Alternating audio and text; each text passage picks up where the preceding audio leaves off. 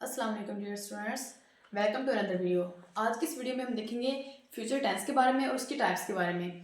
Basically future tense जो है वो एक ऐसा ज़माना है, मतलब ऐसा टेंस है जो कि ऐसी चीज़ों को एक्सप्रेस करता है जो अभी तक नहीं हुई होती, जो हम एक्सपेक्ट कर रहे होते हैं कि नेक्स्ट होने वाली है। लेकिन मुस्तकबिल ऐसा ज़माना है जो ऐसी चीज़ों को एक्सप्रेस करता है जो चीज़ें हम एक्सपेक्ट कर रहे होते हैं कि नेक्स्ट होने वाली हैं, अभी तक हुई नहीं होती। तो फ्यूचर टेंस की बेसिकली चार टाइप्स हैं: future indefinite tense, future continuous tense, future perfect tense और फ्यूचर परफेक्ट कंटिन्यूस टेंस। आज इस वीडियो में हम सारे फ्यूचर की जितनी भी टाइप्स हैं, चारों टाइप्स हैं, उनको समराइज करेंगे, उनके बारे में ज़्यादा से ज़्यादा कोशिश करेंगे ज़्यादा से ज़्यादा हम जान सकें। सबसे पहले है और हमने इसमें 4 पॉइंट्स देखने हैं हर टेंस के बारे में। जो मेन हमने 4 पॉइंट्स देखने हैं। सबसे पहले हमने देखना है रिकॉग्निशन, कि हमने रिकॉग्नाइज कैसे करना है कि ये कौन से टेंस का फिक्रा है। उसके बाद है हमने देखना है हेल्पिंग वर्ब, कि इस टेंस में हमने कौन सा हेल्पिंग वर्ब यूज करना है। देन फॉर्म ऑफ वर्ब, के उस टेंस में हमने वर्ब की कौन सी फॉर्म यूज करनी है। और लास्ट पर हमने उस टेंस के बारे में एक एग्जाम्पल के साथ उसको एंड करना है। सबसे पहले है फ्यूचर इंडेफिनिट टेंस। रिकॉग्नाइज कैसे करते हैं? फ्यूचर इंडेफिनिट टेंस के जो फिक्रात हैं, जो सेंटेंसेस हैं, उनके एंड पर आता है गा, गी, गे।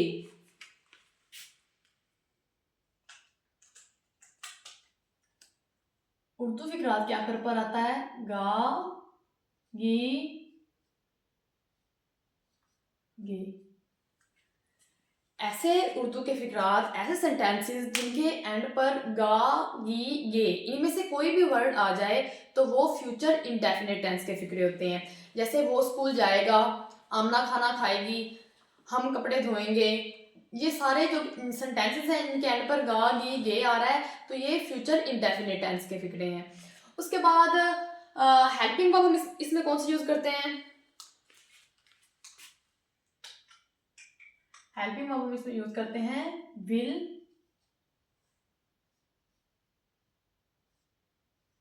और शैल।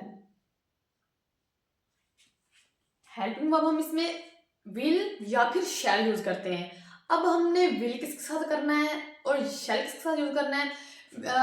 विल हम करते हैं ऐसे सेंटेंसेस जिसमें सब्जेक्ट जो है हमारा वो he, she, it, singular, plural, they, you हो तो उसके साथ हम विल यूज करते हैं। और आई और वी के साथ सिर्फ हम शैल यूज करते हैं। सिर्फ ऐसे सेंटेंसेस जिसमें जो हमारा सब्जेक्ट है वो आई और वी हो उसके साथ हम शैल यूज करते हैं, बाकी सबके साथ हम विल यूज करते हैं। आई और वी के साथ हम शैल यूज करते हैं। बाकी जितने भी सेंटेंस हैं जिनमें सब्जेक्ट जैसे ही, शी, इट, सिंगुलर, प्लूरल या फिर दे, यू हो तो हम उनके साथ हमेशा विल यूज करते हैं। उसके बाद फॉर्म ऑफ वर्ब, हम कौन सी वर्ब की फॉर्म यूज करते हैं? इसमें हम वर्ब की फर्स्ट फॉर्म ही यूज करते हैं।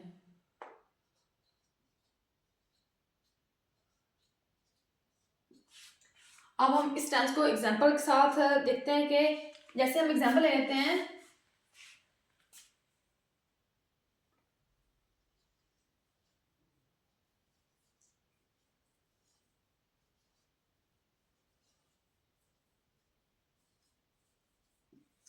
हम स्कूल जाएंगे।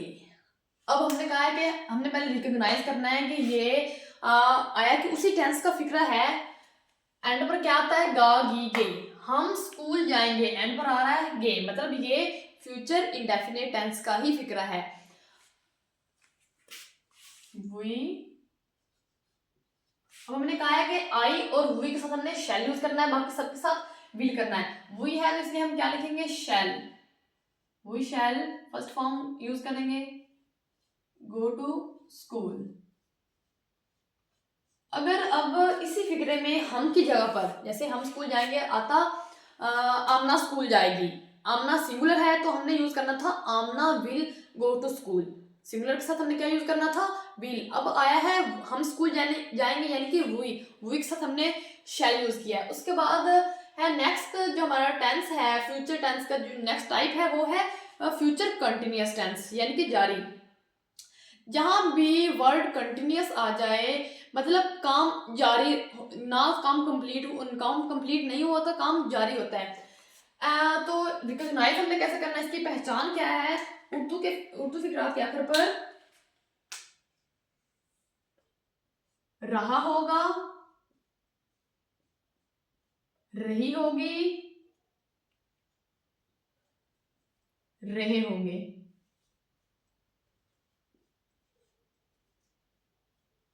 अगर उर्दू के फिक्रात के आखिर पर रहा होगा, रही होगी, रहे होंगे, इनमें से कोई भी वर्ड आ जाए तो वो फ्यूचर कंटिन्यूअस टेंस का फिक्र होता है। उसके बाद सेकंड जो हमारा स्टेप होता है हेल्पिंग वर्ब, कि हमने इसमें हेल्पिंग वर्ब कौन सा यूज करना है। इसमें हम हेल्पिंग वर्ब यूज करते हैं विल बी और शैल बी।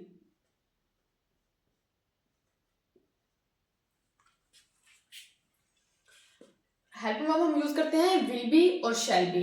अब जैसे हमने फ्यूचर इंडेफिनिट टेंस में कहा था कि हमने विल किसके साथ लगाना है और शैल किसके साथ, उसी तरह हमने विल बी और शैल बी, हमने जो शैल बी है वो आई और वी के साथ लगाना है, बाकी सब के साथ हमने विल बी लगाना है। उसके बाद हम देखना है कि हमने वर्ब की कौन सी फॉर्म यूज करनी है। जहां भी वर्ड कंटिन्यूअस आ जाए, मतलब जारी आ जाए, तो हमेशा हम वहां पर वर्ब की फोर्थ फॉर्म यूज करते हैं। जैसे चाहे परफेक्ट कंटिन्यूअस हो, चाहे अकेला कंटिन्यूअस हो, चाहे पास्ट में हो, प्रेजेंट में हो, फ्यूचर में हो, हमने सब में वर्ब की फोर्थ फॉर्म ही यूज करनी है। वर्ब की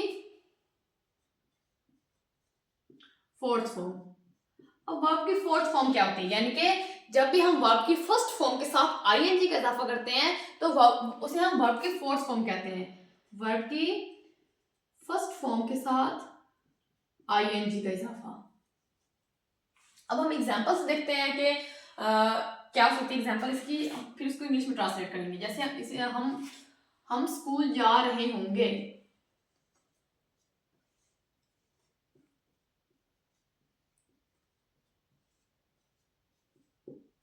हम स्कूल जा रहे होंगे। अब एंड पर क्या आ रहा है, रहे होंगे, यानी कि फ्यूचर कंटिन्यूअस टेंस का ही फिक्र है। उसके बाद सब्जेक्ट में क्या है, हम, यानी कि वी, और हमने वी के साथ शैल भी लगाना है। वी शैल बी वर्ब की फोर्थ फॉर्म यानी फर्स्ट फॉर्म के साथ आईएनजी का इजाफा, गोइंग टू स्कूल।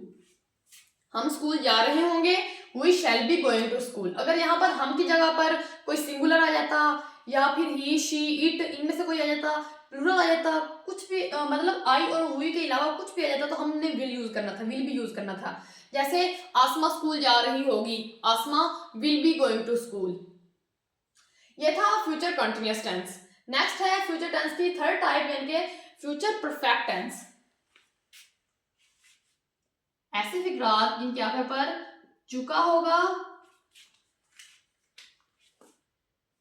चुकी होंगी, चुके होंगे, चुका होगा, चुकी होगी, चुके होंगे।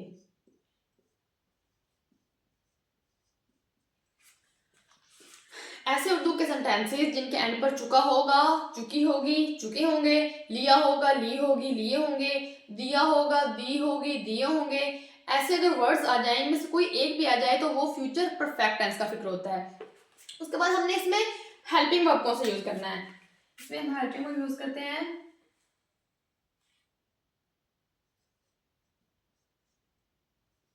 विल हैव और शैल हैव।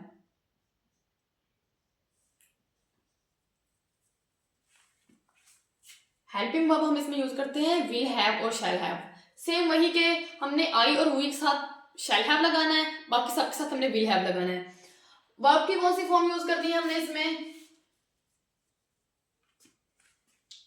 वर्ब की थर्ड फॉर्म। हम परफेक्ट टेंस, पास्ट परफेक्ट हो, फ्यूचर परफेक्ट हो या फिर प्रेजेंट परफेक्ट टेंस हो, हम सब में हमेशा वर्ब की थर्ड फॉर्म ही यूज करते हैं। लास्ट पर हम इसकी एग्जांपल देखते हैं।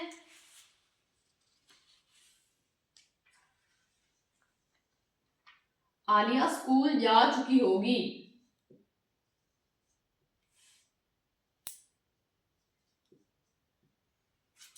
आलिया स्कूल जा चुकी होगी। अब इसमें सब्जेक्ट हमारा है आलिया।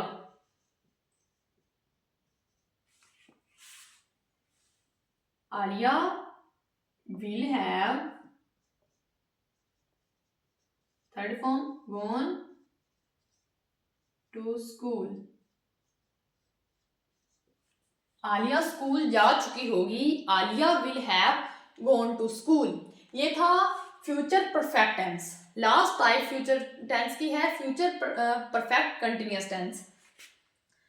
उर्दू फिक्रात के आखिर पर रहा होगा, रही होगी, रहे होंगे आता है।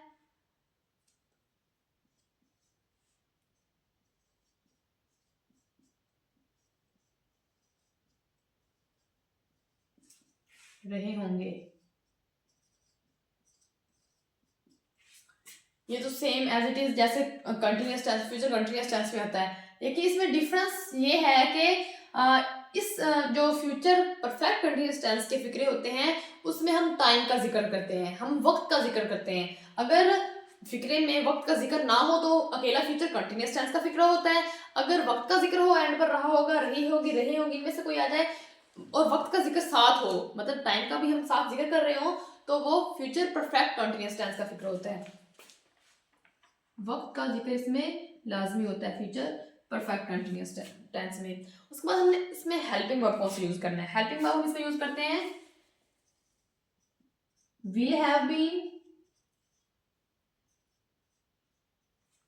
या फिर शैल हैव बीन।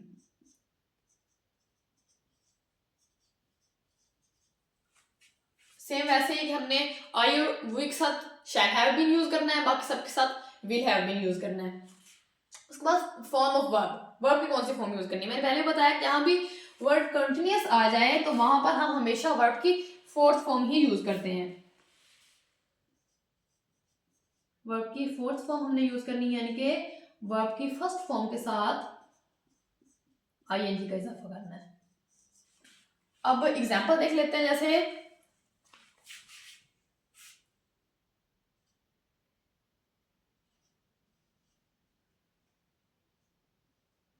आलिया 1980 से इस मकान में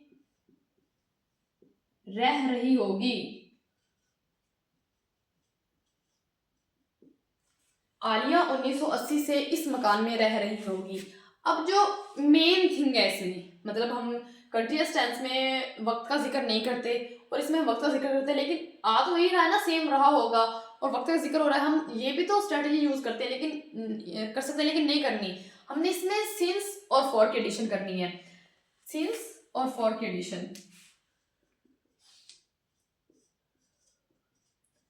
सिंस हमने लगाना है ऐसे फिक्रात के एंड पर, मतलब हमने एंड पर ऑब्जेक्ट के बाद, जब हम कहते हैं सब्जेक्ट लगाना है, उसके बाद हमने हेल्पिंग वर्ब यूज करना है, देन हमने वर्ब की फॉर्म यूज करनी है जो भी टेंस में आ रही होती है, लास्ट पर ऑब्जेक्ट लगाते हैं, उस एंड पर ऑब्जेक्ट लगाने के बाद हमने सिंस और फॉर यूज करना है। अब सिंस हमने उस फिक्रात में यूज करना है जहां पर हमें वक्त के बारे में प्रॉपर इंफॉर्मेशन मौजूद हो, कि वक्त जैसे टाइम के बारे में बताया गया हो, जैसे 1980 से, सोमवार से, जुमे से, जनवरी से।